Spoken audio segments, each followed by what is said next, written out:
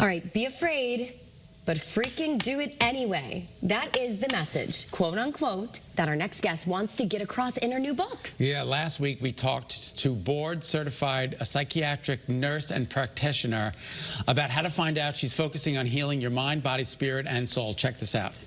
Tell us what you do exactly. Yeah, so my practice is Psych on Demand LLC. We provide therapy services, medication management, coaching, and we also support students who are in therapy school and psych nurse practitioner school as well. Wow. And we support them through their journey. And you just came out with a book. Yes, I did. And what is the name of it?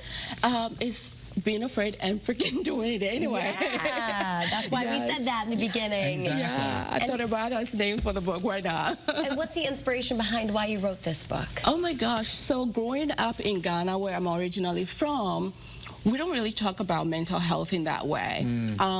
Especially when it comes to children, your emotions are not valid. You're just seen. Do you have food? Do you have shelter? Baby, you have your parents being there, that should be enough. How you're feeling and navigating life is put to the back burner. Pray about it. What is depression? We don't know that.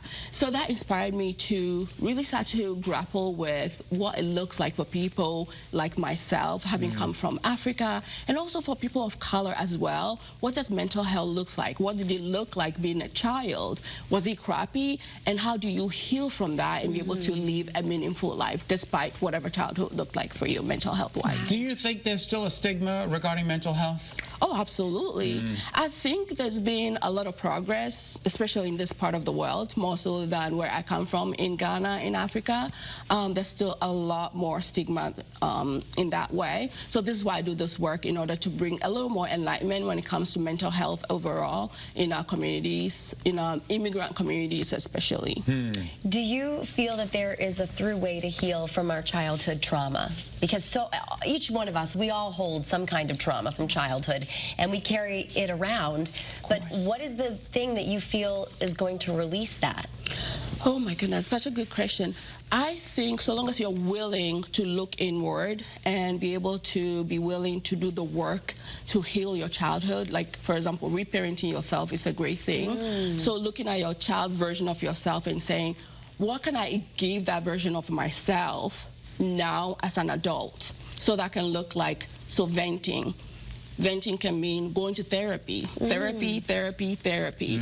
And that can look like journaling. That's why my book, I have 2 workbooks that come along with it. Oh, great. You Are Not Broken, and the other one is navigating your mental health as well. So as you go through the pointers in the workbook, it gives you opportunity to write down your inner pain, your anger, the resentments, and all of that stuff. Get it out. So you're validating your emotions, you're venting, you're writing it out, you're getting perspective from a therapist, and then you're finding value in it. You're doing all the stuff like eating healthy, sleeping, getting rest, finding community.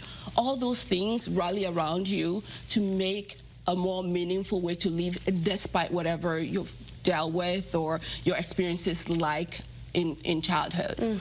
I call it crappy childhood. Like I said, most of us had something.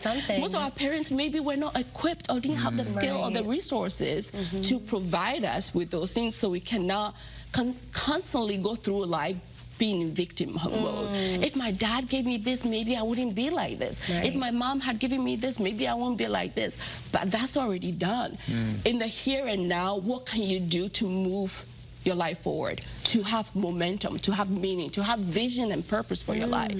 That's what I do. That's what I'm passionate about. Beautiful. That's why I wrote the book. Therapeutic counseling, nutritional counseling, mindfulness and meditation, herbal and natural remedies, lifestyle coaching, you do it all. I do it all. Wow. I do it all. How do we get in touch with you? So Psych on Demand, my website is yourpsychondemand.com. So once you get to that website, it leads you to all, like my books and all that stuff, the services. I have coaching services now that I have offering now. So if you go to yourpsychondemand.com, it will lead you to all my socials as well. I'm always on TikTok.